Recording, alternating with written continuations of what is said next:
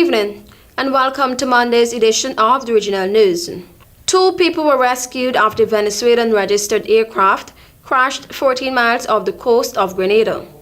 A statement posted on the office of the Prime Minister's Facebook page said that the air traffic control at the Maurice Bishop International Airport, MBIA, had earlier received a distress call alerting of engine failure of a Piper aircraft en route from Margarita to Grenada.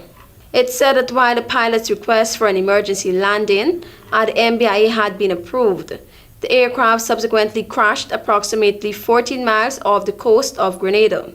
The statement said that Prime Minister Declan Mitchell, who is also the Minister of National Security, commended all parties for the quick action, which resulted in a successful rescue of the persons on board by the Grenada Coast Guard.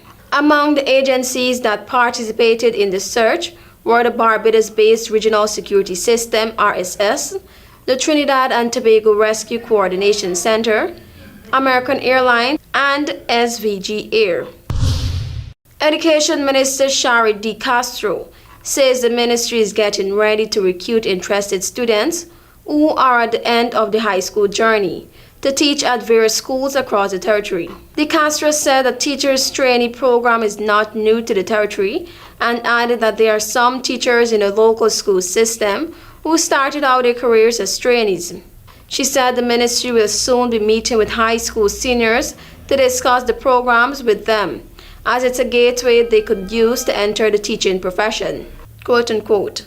We believe it could be an opportunity where we could recruit the requisite talent right out of high school and give them the professional development, certification, and degrees necessary to grow in the profession. End of quote.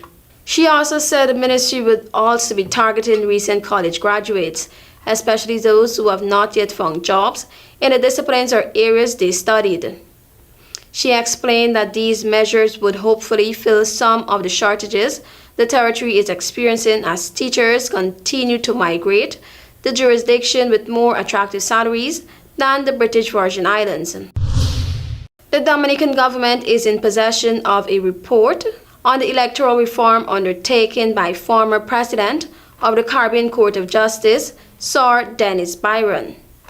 Dennis had been appointed as the sole commissioner advancing the efforts towards electoral reform, a major issue in Dominica, with the opposition parties, the United Workers' Party, UWP, and the Dominican Freedom Party, DFP, boycotting last December's general election. Dennis has written to both Prime Minister Roosevelt Scarrett and the UWP president, indicating that he has completed his review on the electoral legislation, systems and processes in the Commonwealth of Dominica.